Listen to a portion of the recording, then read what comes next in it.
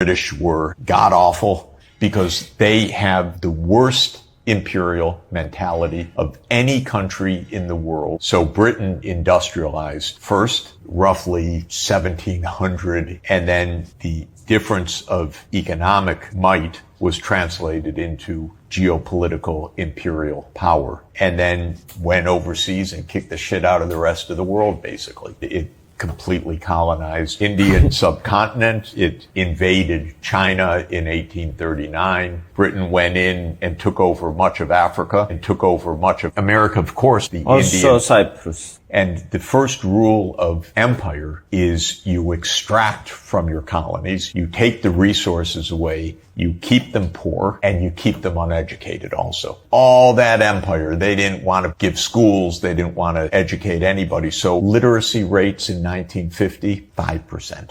In some countries, with 4 or 5 people with a high school education out of millions. And since education is the main route to economic development, colonies everywhere just fell farther and farther behind. So as technology had improved in Europe, it had not really improved in the colonies. There it was plantations and mining, extracting resources, not building industry based on improved skills and education. And so the gap of power widened from 1800 to 1950. We call it the era of economic divergence. So the world divided between the so-called developed and developing countries. So it was a very, very brutal period up through the middle of the 20th century. Then Europe had 2 devastating civil wars, basically, World War I and World War II, 2 bloodbaths with the Great Depression in between. But after World War II, what had been that age of divergence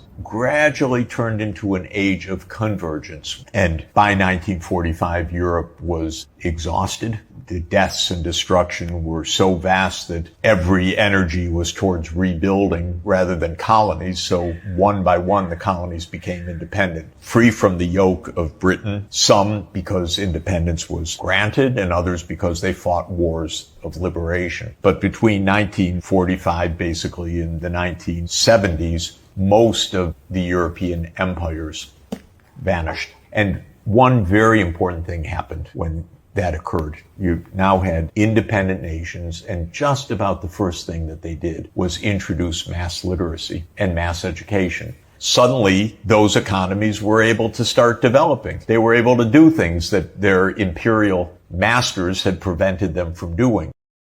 小红书